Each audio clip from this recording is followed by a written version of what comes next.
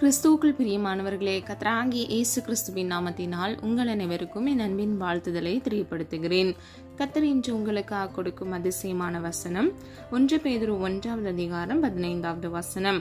உங்களை அழைத்தவர் பரிசுத்தராய் இருக்கிறது போல நீங்களும் உங்கள் நடக்கைகள் எல்லாவற்றிலேயும் பரிசுத்தராயிருங்கள். ஹல்லேலூயா. பிரியமானவர்களே, நாம் ஆராதிக்கிற சர்வ வல்லமை உள்ள தேவன் நம்மை அழைத்திருக்கிறார். அது மாத்திரமல்ல, எதற்காக அழைத்திருக்கிறார் என்றால் நாம் பரிசுத்தமாய் அவரை போல வாழ்வதற்காக நம்மை அழைத்திருக்கிறார். 2வது பகுதியை பாருங்க. நீங்களும் உங்கள் நடக்கைகள் எல்லாவற்றிலேயும், அதாவது நாம் செய்கிற ஒவ்வொரு காரியங்களிலும், நம்முடைய நடக்கைகள் செய்கைகள் எல்லாவற்றிலும் நாம் பரிசுத்தத்தை காத்துக்கொண்டு பரிசுத்தமாய் இருக்க வேண்டும். வேதத்திலிருந்து 5 காரியங்கள் மூலமாக நாம் எவ்விதமாக பரிசுத்தமாய் இருக்க வேண்டும் என்பதை நாம் அறிந்து கொள்ள போகிறோம். முதலாவது, உடலில் பரிசுத்தம். ஆதார வசனம் ரோமர் 12:1 வசனம். அப்படி இருக்க சகோதரரே, நீங்கள் உங்கள் சரீரங்களை பரிசுத்தமும் தேவனுக்கு பிரியமுமான ஜீவ பலியாக ஒப்புக்கொடுக்க வேண்டும் என்று தேவனுடைய இரக்கங்களை முன்னிட்டு உங்களை வேண்டிக் கொள்கிறேன். இதுவே நீங்கள் செய்யத்தக்க புத்தியுள்ள ஆராதனை. ஹல்லேலூயா. பிரியமானவர்களே, நாம் செய்ய வேண்டிய புத்தியுள்ள ஆராதனை என்று பவுல் நமக்காக இவ்விதமாக சொல்லுகிறார். நாம் ஒவ்வொருவரும் நம்முடைய சரீரத்தில் பரிசுத்தத்தை காத்துக்கொள்ள வேண்டும். அப்பொழுது நாம் தேவனுக்கு பிரியமான பிள்ளைகளாக இருக்கிறோம். அது மாத்திரமல்ல, தேவனுக்கு பிரியமான ஜீவ பலியாக நம்மை நாம் கர்த்தருடைய சமூகத்தில் ஒப்பு கொடுக்க வேண்டும் என்று பவுல் சொல்லுகிறார். அது மாத்திரமல்ல, 2வது பகுதியின்படி தேவனுடைய இரக்கங்களை முன்னிட்டு உங்களை வேண்டிக் கொள்கிறேன். அதாவது கர்த்தராகிய இயேசு கிறிஸ்து நமக்கென்று வைத்திருக்கிற இரக்கத்தின்படி அவர் இவ்விதமாக நம்மிடத்தில் சொல்லி வேண்டிக் கொள்கிறார். பிரியமானவர்களே, நாம் செய்யத்தக்க புத்தியுள்ள ஆராதனை என்னவெனில், நாம் சரீரத்தை பரிசுத்தமாய் பாதுகாத்து ஆவியோடும் ஜீவனோடும் கர்த்தரை தொழுது கொள்ளுகிற பிள்ளைகளாக இருக்க வேண்டும்.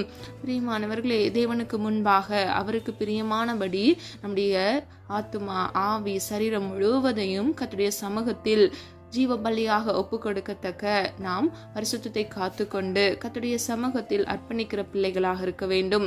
பிரியமானவர்களே, நாம் பரிசுத்தமாய் வாழும் பொழுது தேவனை தரிசிக்கிறோம் என்று வேதம் சொல்லுகிறது. அது மாத்திரமல்ல, பரிசுத்தம் இல்லாமல் ஒருவனும் ஒருபொழுதும் தேவனை தரிசிப்பதில்லை என்று வேதம் சொல்லுகிறது.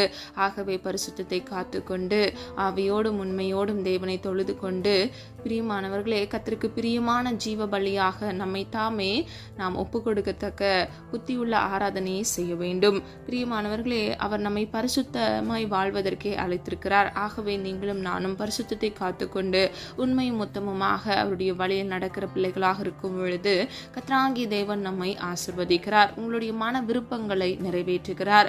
ஹல்லேலூயா. பிரியமானவர்களே, கர்த்தருடைய சித்தம் செய்யும் பொழுது மாத்திரமே நாம் ஒவ்வொருவரும் ஆசீர்வதிக்கப்படுகிறோம். 2வது, உள்ளத்தில் பரிசுத்தம்.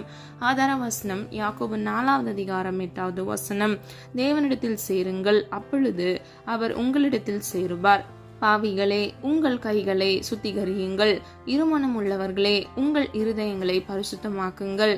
ஹல்லேலூயா. பிரியமானவர்களே, இந்த வசனத்தை நீங்க 4 பகுதிகளாக பிரிக்கலாம். முதலாவது, நீங்கள் தேவனிடத்தில் சேருகிற பிள்ளைகளாக இருக்க வேண்டும். 2வது, அப்பொழுது அவர் உங்களிடத்தில் சேருவார். ஹல்லேலூயா. பிரியமானவர்களே, உங்களை முதலாவது நீங்கள் ஒப்பு கொடுத்து அவரிடத்தில் சேரும் பொழுது தேவன் உங்களிடத்தில் சேருவார். அதாவது அவர் உங்களோடு கூட இருந்து உங்களை வழிநடத்தி செல்லுவார். உங்களுடைய வலது கையை பிடித்து கர்த்தர் வழிநடத்தி செல்கிறார் என்று வேதம் சொல்கிறது. பிரியமானவர்களே, நாம் சுய சித்தம் செய்யாதபடிக்கு தேவனுடைய சித்தத்துக்கு ஒப்பு கொடுத்து அவருடைய சித்தத்தின்படி நடக்கும் பொழுது அப்பொழுது மாத்திரமே நாம் ஒவ்வொருவரும் ஆசீர்வதிக்கப்படுகிறோம். இந்த பகுதியின்படி நீங்கள் உள்ளத்தில் பரிசுத்தம் உள்ளவர்களாய், அதாவது உங்கள் சிந்தை, எண்ணம், மனம், இருதயம் இவை எல்லாவற்றிலும் பரிசுத்தத்தை காத்துக்கொள்ள வேண்டும். முதல் பகுதியில் பார்த்தோம், நம்மளுடைய உடலில் நாம் பரிசுத்தத்தை காத்துக்கொண்டு ஜீவ பலியாக கர்த்தருடைய சமூகத்தில் நம்மை அர்ப்பணிக்க வேண்டும் என்று. இந்த வசனத்தின்படி உங்கள் உள்ளத்தில் நீங்கள் பரிசுத்தத்தை காத்துக்கொள்ள வேண்டும். இந்த வசனத்தில் 3வது பகுதியை பாருங்க. பாவிகளே, உங்கள் கைகளை சுத்திகரியுங்கள். அதாவது கைகளை சுத்திகரித்து பரிசுத்தத்தை காத்துக்கொள்ள வேண்டுமாம். 4வது, இருமனம் உள்ளவர்களே, உங்கள் இருதயங்களை பரிசுத்தமாக்குங்கள். இருமனம் என்றால் ஒரே நேரத்தில் 2 விதமான முடிவுகளை எடுத்து அவர்கள் இருமனமுடையவர்களாய் இருப்பார்கள். அது மாத்திரமல்ல, அவர்கள் ஒரே நேரத்தில் 2 விதமான காரியங்களை மாத்திரமல்ல, இன்றைக்கு ஒரு விதமாக பேசுவார்கள், அதுவே அடுத்த நாள் நீங்கள் கேட்டீங்க அப்படின்னா வேறு விதமாக அதே காரியத்தை அவங்க சொல்லுவாங்க. அப்படி அவங்க ரொம்ப ரொம்ப குழப்பத்தில் கன்ஃபியூஷனில் இருப்பாங்க. அவங்க தான் இருமனம் உள்ளவர்கள்.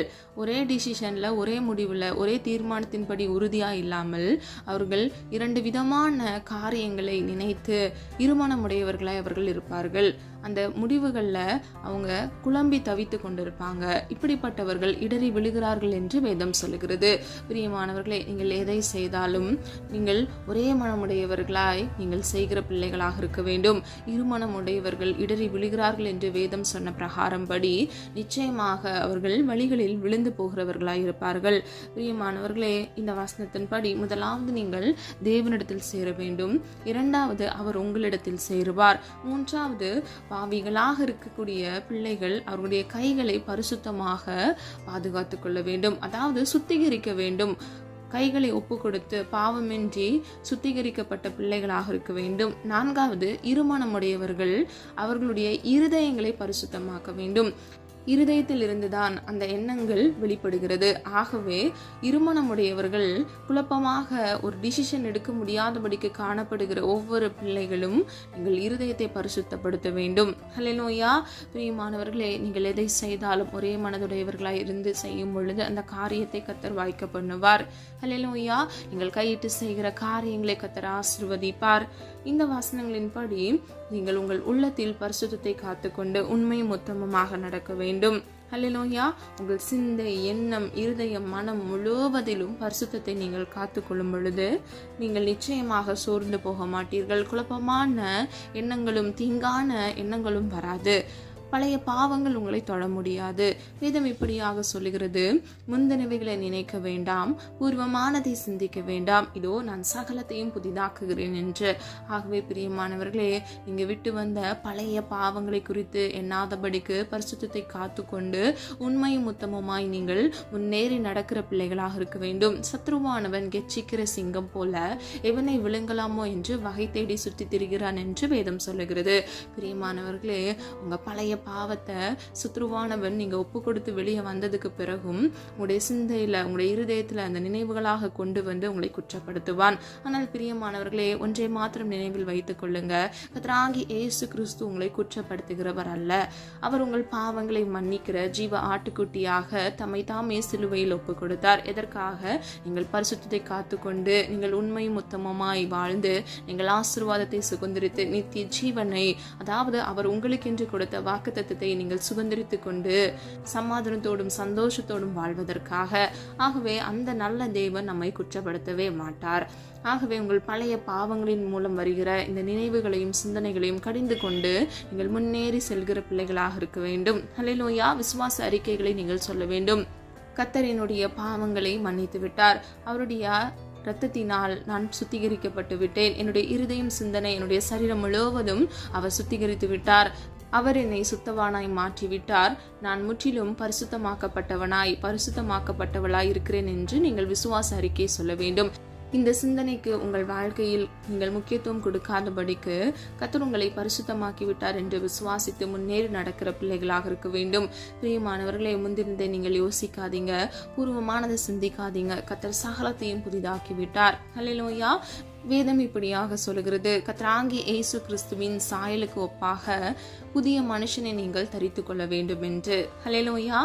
நாம் அவருடைய சாயலுக்கு ஒப்பான புதிய மனுஷனை தரித்துக் கொள்கிற பிள்ளைகளாக இருக்க வேண்டும். ஹல்லேலூயா. பிரியமானவர்களே, 1 பேதுரு 3வது அதிகாரம் 15வது வசனத்தின்படி கர்த்தராகிய தேவனை உங்கள் இருதயங்களில் பரிசுத்தம் பண்ணுங்கள். ஹல்லேலூயா. பிரியமானவர்களே, இருதயத்துல ஒரு நாளைக்கு நம்ம பலவிதமான சிந்தனைகளை நம்ம யோசிக்கிற பிள்ளைகளாக நாம் காணப்படுகிறோம். அப்பொழுது நாம் என்ன செய்ய வேண்டுமா? அனுதினமும் கர்த்தராகிய தேவனை உங்கள் இருதயங்களில் பரிசுத்தம் பண்ணுங்கள். அதாவது நம்முடைய சரீரம் தேவன் தங்கும் ஆலயம் என்று வேதம் சொல்லுகிறது. ஆகவே நாம் ஒவ்வொருவரும் நம்முடைய சரீரத்தை, நம்முடைய இருதயத்தை, சிந்தையை பரிசுத்தத்தோடு காத்துக்கொள்கிற பிள்ளைகளாக கர்த்தராகிய இயேசு கிறிஸ்து நம்முடைய இருதயத்தில் வாசம் பண்ணுகிறார். பரிசுத்த ஆவியானவர் நமக்குள் வாசம் பண்ணுகிறார். ஆகவே நமக்குள் வாசம் பண்ணுகிற கர்த்தராகிய தேவனை நம்முடைய இருதயங்களில் பரிசுத்தம் பண்ணுகிற பிள்ளைகளாக இருக்க வேண்டும்.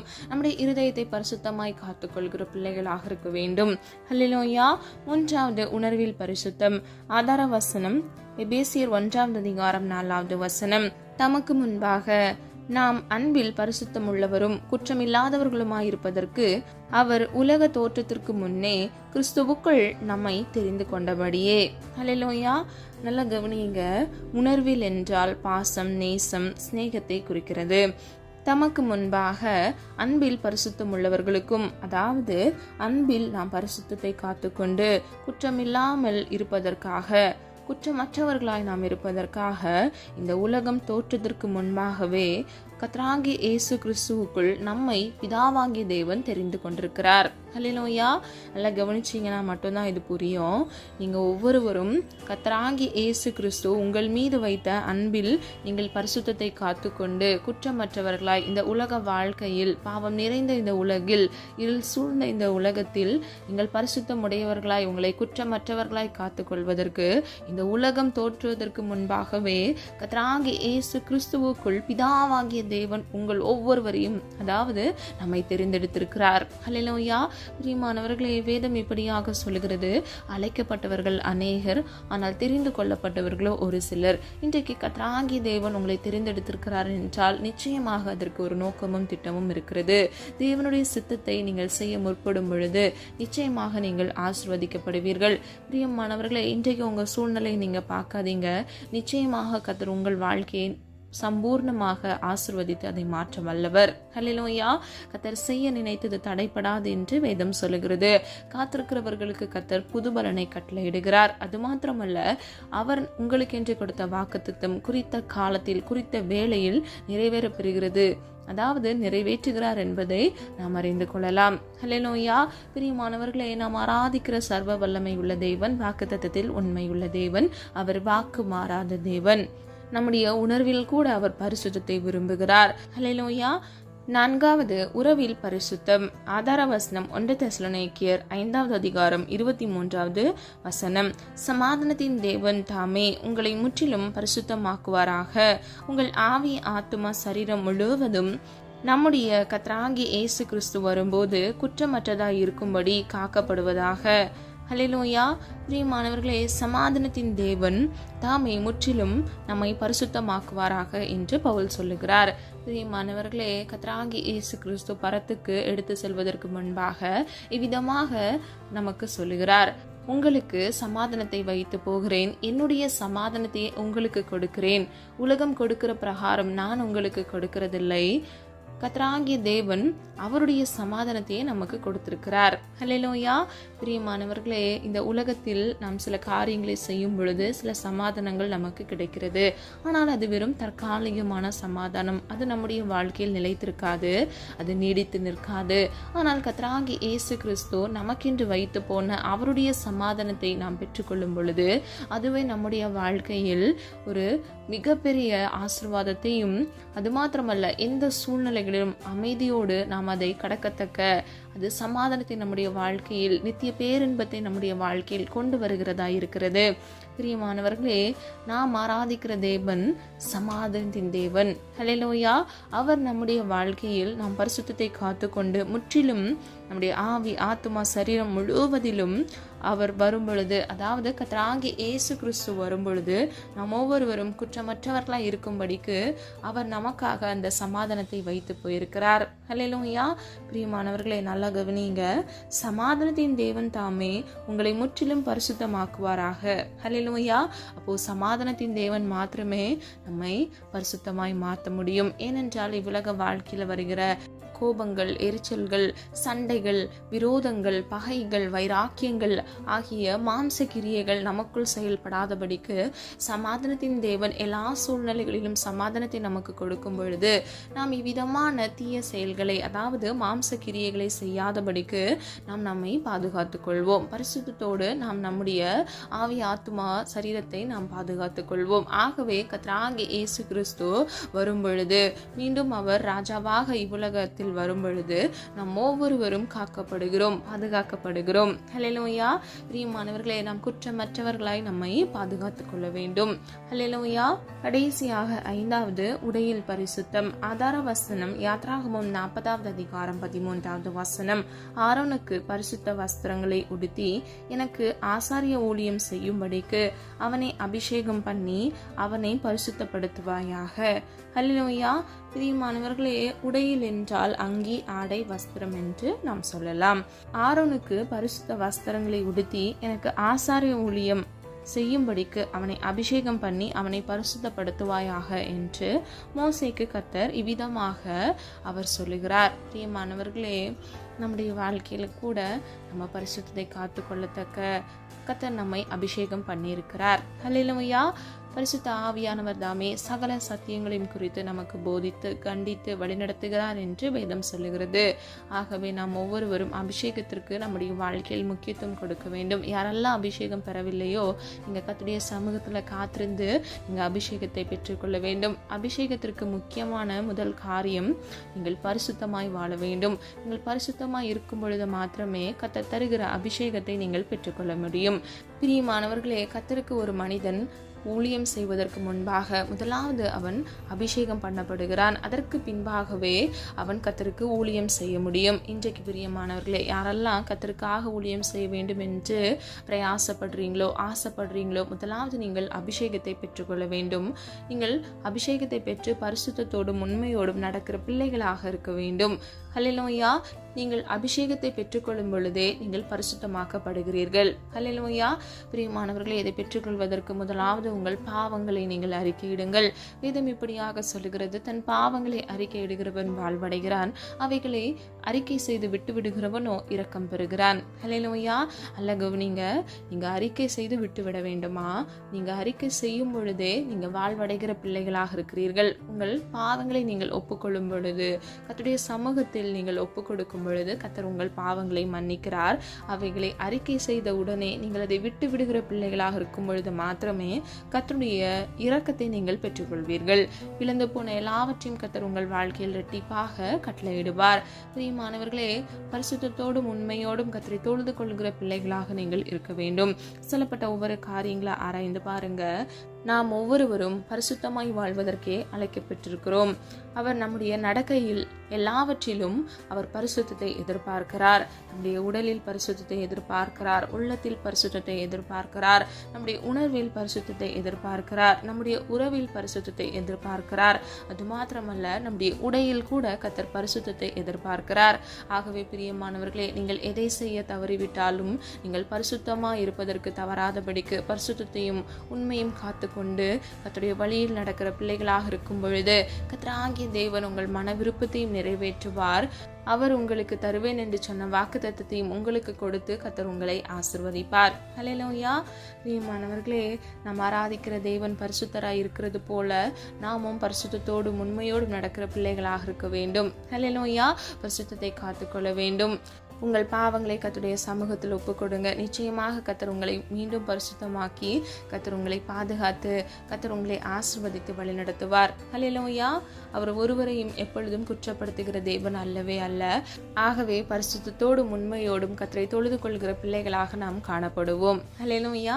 ஜெபம். அன்பின் பிதாவே, அப்பா, எங்களை மது கரத்தில் ஒப்புக் கொடுக்கிறோம். அறிந்தும் அறியாமல் செய்த தவறுகளை மன்னிங்கப்பா. குற்றங்கள் குறைகள் உண்டாண்டவரை தயவாய் மன்னிங்க. இம்மட்டும் எங்களை காத்து வழிநடத்தி வந்த தேவன் இனி வரும் நாட்களிலும் ஆண்டவரே உம்முடைய பிள்ளைகளை கண்மணி போல் பாதுகாத்துக் கொள்ளுங்கப்பா. ஆண்டவரே, நீர் என்ன செய்ய எங்களுடைய வாழ்க்கையில சித்தம் வைத்திருக்கிறீரோ அந்த சித்தம் பரிபூர்ணமா எங்கள் வாழ்க்கையில நிறைவேறட்டும். பரிசுத்தத்தோடும் உண்மையோடும் ஆண்டவரை உம்மை தொழுது கொள்கிற பிள்ளைகளாக நாங்கள் காணப்பட வேண்டும் அப்பா. தன் பாவங்களை அறிக்கையிடுகிறவன் வாழ்வடைகிறான் என்று வேதம் சொல்லுகிறது அப்பா. ஆண்டவரே, எங்களுடைய வாழ்க்கையில அறிந்தும் அறியாமல் செய்த பாவங்கள் எல்லாவற்றையும் மன்னிங்க தகப்பனே. அப்பா, உம்முடைய சமூகத்துல குற்றமற்றவர்களாய் நாங்கள் இருக்கத்தக்க எங்களுடைய ஆத்துமாக்கள், ஆவி, ஆத்துமா, சரீரம் முழுவதையும் காத்துக்கொள்ள ஆண்டவரே அப்பா, நித்திய ஜீவனை அப்பா நீர் எங்கள் கொடுத்த வாக்குத்தத்தத்தை நாங்கள் சுதந்தரித்துக் கொள்ள எங்களை முற்றிலும் தகுதிப்படுத்துங்க தகப்பனே. சமாதானத்தின் தேவன் தாமே உடைய பிள்ளைகளுக்கு இயேசுவின் நாமத்தினால் சமாதானத்தை கட்டளையிடுங்க தகப்பனே. உள்ளத்தில், உணர்வில், உறவில், உடையில், உடலில் முழுவதிலும் பரிசுத்தத்தை காத்துக்கொள்ள இயேசுவின் நாமத்தினால் கிருபை செய்யுங்க தகப்பனே. ஒவ்வொரு பிள்ளைகளையும் பாதுகாத்துக் கொள்ளுங்கப்பா. பிள்ளைகளுடைய தேவைகளை சந்திங்க. பிள்ளைகளுடைய கையின் பிரயாசத்தை ஆசிர்வதிங்க. கையிட்டு செய்கிற ஒவ்வொரு காரியங்களையும் கர்த்தராகிய தேவன் தாமே ஆசிர்வதித்து நீரே பிள்ளைகளை வழிநடத்தி செல்லும்படியே ஜெபிக்கிறோம் அப்பா. ஆண்டவரே, குற்றங்கள் குறைவுகள் ஏதேனும் இருந்தால் தயவாய் ஒரு விசை மன்னித்து பரிசுத்தப்படுத்துங்கப்பா. அபிஷேகம் பெறாத ஒவ்வொரு பிள்ளைகளும் அபிஷேகத்தை பெற்றுக்கொள்ள ஒவ்வொரு பிள்ளைகளுடைய இருதயத்தை பரிசுத்தப்படுத்துங்க தகப்பனே. நிரப்படியே செய்கிறதற்காக நன்றி அப்பா. கிறிஸ்துவுக்குள் ஆண்டவரே உன்னத ஆசீர்வாதங்கள் அப்பா. சகல ஆவிக்குரிய ஆசீர்வாதத்தினாலும் இயேசுவின் நாமத்தால் பிள்ளைகளை ஆசீர்வதிங்க தகப்பனே. கர்த்தருடைய சமூகத்தில் காத்திருந்து ஜெபிக்கிற ஒவ்வொரு பிள்ளைகளுக்கும் புதுபலனை கட்டளையிட்டு தகப்பனே, பிள்ளைகள் வாழ்க்கையில் ஆண்டவரே தடையாக இருக்கிற எல்லா தடை கற்களை நிர்மூலமாக்கி பிள்ளைகளை ஆசீர்வதித்து பிள்ளைகள் தலை நீர் உயர்த்தும்படியாய் ஜெபிக்கிறோம் அப்பா. நீர் அப்படியே செய்கிற கிருபைகளுக்காக நன்றி ஆண்டவரே. அது மாத்திரமல்ல, வாழ்க்கையில் ஒரு உயர்வுக்காக வேலைக்காக காத்திருக்கிற ஒவ்வொரு பிள்ளைகள் வாழ்க்கையில ஜெயத்தை இயேசுவின் நாமத்தினால் கர்த்தரே நீர் கட்டளையிடும்படியாய் ஜெபிக்கிறோம் அப்பா. குதிரையோ இத்தனை நாளுக்கு ஆயத்தமாக்கப்படும், ஜெயமோ கர்த்தரால் வரும் என்று சொன்ன வசனத்தின்படி இயேசுவின் நாமத்தினால் கர்த்தரே நீர் ஜெயத்தை கட்டளையிட்டு பிள்ளைகளை ஆசீர்வதித்து பாதுகாத்துக் கொள்ளும்படியாய் ஜெபிக்கிறோம் ஆண்டவரே. அப்பா, எங்களை அழைத்த தேவன் நீங்க பரிசுத்தராய் இருக்கிறது போல நாங்களும் பரிசுத்தோடும் உண்மையோடும் இருக்க எங்கள் நடக்கையில் பரிசுத்தத்தை காத்துக்கொள்ள இயேசுவின் நாமத்தினால் கிருபை செய்யுங்க. கடன் என்ற சிறையிருப்புல சிக்கி தவித்து வாடி தவிக்கிற ஒவ்வொரு பிள்ளைகள் வாழ்க்கையில இயேசுவின் நாமத்தினால் அப்பா உதவி கரங்களை எழுப்புங்க. மனிதர் கண்கள்ல தயவரக்கத்தை உண்டு பண்ணுங்க தகப்பனே. எல்லா இஎம்ஐகள் லோன்களை ப்ரீ க்ளோஸ் பண்ண இயேசுவின் நாமத்தினால் கிருபை செய்யுங்க தகப்பனே. அப்பா, இந்த கடன் என்ற சிறையிருப்பிலிருந்து இயேசுவின் நாமத்தினால் ஒரு விடுதலை கட்டளையிட்டு பிள்ளைகளை நீரே ஆசீர்வதித்து நீரே பாதுகாத்து கொள்ளும்படியே ஜெபிக்கிறோம் ஆண்டவரே. இன்னும் அநேக பேர் அப்பா வியாதி என்ற சிறையிருப்புல காணப்பட்டு அப்பா சோதிக்கப்பட்டு இருக்கிறாங்க தகப்பனே. ஒவ்வொரு பிள்ளைகளையும் உடைய கரத்துல ஒப்பு கொடுத்து ஜெபிக்கிறோம் அப்பா. நீரே மெய்யான தேவன் ஆண்டவரே. எங்கள் வாழ்க்கையில் ஆண்டவரே அற்புதத்தை செய்ய வல்லமையுள்ள தேவன் அப்பா. காத்திருக்கிற ஒவ்வொரு பிள்ளைகளுடைய சமூகத்துல விடுதலைக்காக இருக்கிற ஒவ்வொரு பிள்ளைகளுடைய வாழ்க்கையில இயேசுவின் நாமத்தினால் ஒரு விடுதலையை கட்டளையிடுங்க தகப்பனே. குமாரன் விடுதலையாக்கினால் மெய்யாகவே விடுதலையாவீர்கள் என்று வேதம் சொல்லுகிறதப்பா. ஒவ்வொரு பிள்ளைகளுக்கும் ஆண்டவரே சரீரத்துல சுகவீனங்கள் இல்லாதபடிக்கு நீரே பாதுகாத்து வழிநடத்தி செல்லும்படியாய் ஜெபிக்கிறோம் அப்பா. நீர் அப்படியே செய்கிறதற்காக நன்றி ஆண்டவரே. ஆண்டவரே, இம்மட்டும் காத்து வழிநடத்தி வந்த தேவன் இனிவரும் நாட்களில் உடைய பிள்ளைகளை கண்மணி போல் பாதுகாத்துக் கொள்ளுங்க தகப்பனே. அல்ல சுக பலன் ஆரோக்கியத்தை கட்டளையிடுங்க. ஜீவகாலமெல்லாம் நன்மையும் கிருபையும் உன்னை தொடரும் என்று சொன்ன வசனத்தின்படி நன்மையினாலும் கிருபையினாலும் பிள்ளைகளை சூழ்ந்து கொள்ளுங்க தகப்பனே. அப்பா, முந்தினவைகளை யோசிக்காதபடிக்கு பூர்வமானதை சிந்திக்காதபடிக்கு கர்த்தரே நீர் ஆண்டவரை நித்திய வெளிச்சமானவராய் பிள்ளைகள் வாழ்க்கையில இருக்கக்கூடிய எல்லா இருள்களையும் நீக்கி நீர் அப்பா பிரகாசத்தை உண்டு பண்ணி பிள்ளைகளை ஆசீர்வதித்து பிள்ளைகளை பாதுகாத்து வழி நடத்துங்க தகப்பனே. குழந்தை இல்லாமல் குழந்தைக்காக காத்திருக்கிற ஒவ்வொரு பிள்ளைகளுக்காக ஜெபிக்கிறேன் இயேசுவின் நாமத்தினால் அப்பா. பிள்ளைகளுக்கு ஆண்டவரே அப்பா நல்ல ஒரு குழந்தை செல்வத்தை கட்டளையிட்டு பிள்ளைகளை ஆசீர்வதித்து பாதுகாத்து வழிநடத்தி செல்லும்படியாய் ஜெபிக்கிறோம் அப்பா. நீர் அப்படியே செய்கிறதற்காக நன்றி. எல்லா நிந்தைகள் அவமானங்களை கர்த்தர் மாற்றுங்கப்பா. ஆண்டவரே, அன்னாளுக்கு எப்படி சாமுவேலை கொடுத்து ஆண்டவரே அவங்களுடைய கண்ணீரை அப்பா சந்தோஷமாய் மாற்றினீரோ, பிள்ளைகளுடைய வாழ்க்கையில் இருக்கக்கூடிய எல்லா துக்க நாட்களை இயேசுவின் நாமத்தினால் சந்தோஷமாய் மாற்றும்படியாய் ஜெபிக்கிறோம் அப்பா. இன்னும் அநேக ஜனங்கள் ஆண்டவரே வெளி தேசங்கள்ல தங்களுடைய குடும்பங்களுக்காக ஆண்டவரே தொலை தூரத்துல இருந்து வேலை செய்து கொண்டிருக்கிறாங்கப்பா. ஒவ்வொருவரையும் கர்த்தருடைய கரம் தாங்கட்டும், பாதுகாக்கட்டும் அப்பா. அவர்கள் விட்டு வந்த குடும்பத்தையும் கர்த்தர் ஆண்டவரே பாதுகாத்து கொள்ளுங்கப்பா. ஆண்டவரே, பிள்ளைகளுடைய தேவைகளையும் பிள்ளைகளுக்கு வேண்டிய போதுமான பாதுகாப்பையும் கர்த்தர் கட்டளையிட்டு நீரே வழிநடத்தி செல்லும்படியாய் ஜெபிக்கிறோம் ஆண்டவரே. இன்னும் ஆண்டவரே ஒவ்வொரு பிள்ளைகளுடைய மன விருப்பத்தை உடைய சித்தத்தின்படி ஆமென்றும் ஆமென் என்று இயேசுவின் நாமத்தினால் ஆண்டவரே அப்பா அது நீர் கட்டளையிடும்படியை ஜெபிக்கிறோம் ஆண்டவரே. காத்திருப்பது மனதை இழைக்கப்படும், விரும்பினது வரும்பொழுது ஜீவ விருட்சம் போல் இருக்கும் என்று வேதம் சொல்லுகிறது அப்பா. பிரயாசத்தோடு உடைய சமூகத்துல நெடுநாள் காத்திருந்து ஜெபிக்கிற காரியங்கள்ல அப்பா நீர் அற்புதத்தை செய்கிற தேவன். நீர் எங்களுடைய வாழ்க்கையில் ஆண்டவரே அதிசயத்தை உண்டு பண்ணுகிற தேவன். தயவாய் உருக்கமான இரக்கத்தினால் இயேசுவின் நாமத்தினால் பிள்ளைகளுக்கு அதிசயத்தை காண கிருபை செய்யுங்கப்பா. ஆண்டவரே, பிசினஸ்ல வீடு புதிதாக கட்ட வேண்டும் என்று பிரயாசப்படுகிற பிள்ளைகள், வீடு வாங்க வேண்டும் என்று பிரயாசப்படுகிற பிள்ளைகளுடைய ஒவ்வொருவரின் அப்பா தேவைகளை கத்தர் சந்திங்கப்பா. ஆண்டவரே நஷ்டமாகாதபடிக்கு நன்மைகளை அப்பா கத்தர் பிள்ளைகளுக்கு உண்டாக்குங்கப்பா. வீடு கட்டி கொண்டிருக்கிற ஒவ்வொரு பிள்ளைகளுக்காக ஜெபிக்கிறேன் அப்பா. சமாதானத்தின் தேவன் ஆண்டவரே, பிள்ளைகள் வாழ்க்கையில சமாதானத்தை உண்டு பண்ணி வீடை அப்பா நீர் கட்டி முடிக்கத்தக்க பிள்ளைகளை ஆசீர்வதித்து பிள்ளைகள் களஞ்சியங்களை இயேசுவின் நாமத்தினால் பெருக பண்ணுங்க தகப்பனே. இன்னும் அநேக பேர் பிஸ்னஸ்ல ஆண்டவரே ஸ்டார்ட் பண்ணி அப்பா அவங்க வேலை செய்து கொண்டிருக்கிறாங்க. ஆண்டவரே நஷ்டம் வராதபடிக்கு அப்பா நன்மையை பெற்றுக்கொள்ள வேண்டும் அப்பா. ₹1 கூட நஷ்டம் வராதபடிக்கு இயேசுவின் நாமத்தினால் பிள்ளைகளை ஆசீர்வதிங்கப்பா. உனக்கு பாக்கியமும் நன்மையும் உண்டாயிருக்கும் என்று வேதம் சொல்லுகிறது அப்பா. பிள்ளைகள் செய்கிற ஒவ்வொரு காரியங்களிலும் பாக்கியமும் நன்மையும் உண்டாகட்டும் ஆண்டவரே. கர்த்தராகிய தேவன் தாமே பிள்ளைகள் வாழ்க்கையில் ஆசீர்வாதத்தை கட்டளையிடுங்க. கர்த்தருக்குள் மகிழ்ச்சியா இருப்பதே உங்களுடைய பலன் என்று வேதம் சொல்லுகிறதப்பா. ஆண்டவரே நாங்கள் பலவான்களாய் கர்த்தருடைய சமூகத்தில் மகிழ்ச்சியோடும் உண்மையோடும் பரிசுத்தத்தோடும் தொழுது கொள்ள கர்த்தர் கிருபை செய்யுங்கப்பா. இன்னும் திருமணம் ஆகாமல் திருமணத்திற்காக காத்திருக்கிற பிள்ளைகள் திருமண தேவைகளை கத்தர் சந்திங்கப்பா. பிள்ளைகளுடைய தேவைகளை சந்தித்து பிள்ளைகளை ஆசீர்வதிங்க தகப்பனே.